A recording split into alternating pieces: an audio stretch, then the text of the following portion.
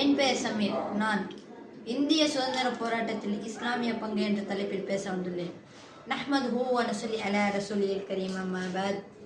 பாசத்திற்குரிய பெரியோர்களே, சகோதரர்களே, இந்திய சுதந்திரம் பெற்று 78வது ஆண்டில் நாம் இருக்கின்றோம்.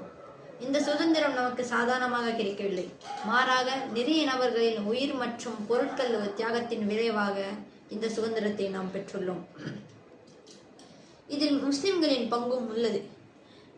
பல முஸ்லிம்கள் சுதந்திரம் வேண்டும் என்று தங்கள் உயிரையும் துச்சம் என தியாகம் செய்துள்ளனர். இந்திய சுதந்திரம் பெற்று முஸ்லிம்கள் பங்கு இல்லை என்பது போன்ற ஒரு பொருளையே பாசிச வகுப்புவாத கும்பல் வரலாற்றின் திருப்புகளை ஏற்படுத்தி பொதுமக்களை நம்ப வைக்க முயற்சி மேற்கொள்ளப்படுகிறது. இதில் பெரும் வேதனையாக இருப்பது என்னவென்றால், இந்த தேசத்தின் விடுதலைக்கும் உயர்வுக்கும் முன்னேற்றத்திற்கும் முன்னோடியாக இருந்தது முஸ்லிம்கள் என்பது இன்றைய முஸ்லிம்களுக்கே தெரியாமல் இருப்பதுதான். இந்திய தேசத்தின் வரைபடத்தை தீர்மானித்தவர்கள், இந்திய எல்லையை தீர்மானித்தவர்கள், சிறு குறுநில ஆட்சி முறையை ஒழித்து ஒருங்கிணைந்த ஆட்சியை உருவாக்கியவர்கள் நம் இஸ்லாமியர்கள் என்பதே. எந்தெந்த இஸ்லாமியர்களுக்கு என்று தெரியும்? பூரண சுதந்திரம் வேண்டும் என்றது முதலில் போராடியவர்கள் முஸ்லிம்கள் தான். 1929 காங்கிரஸ் மாநாட்டில் பூரண சுதந்திரம் மாநாடு நிறைவேற்றப்பட்டது.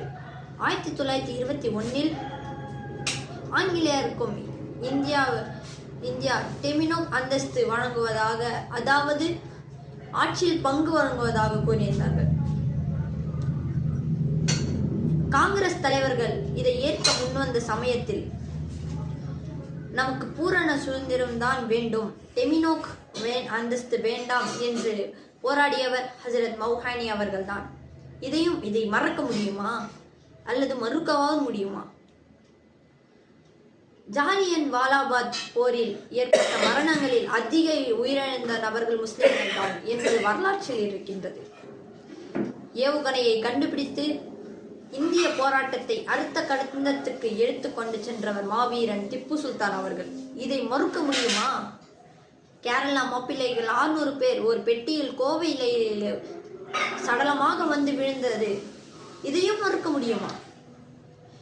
இன்னும் பல சம்பவங்களை சொல்லிக்கொண்டே செல்லலாம். ஆக இந்த வரலாற்று திருப்புமுனைகளின் மூலம் முஸ்லிம்கள் இந்திய சுதந்திரத்திற்கு காரணமானவர்கள். இதை மறுக்கவும் முடியாது, மறைக்கவும் முடியாது. உரைக்க சொல்லுவோம்.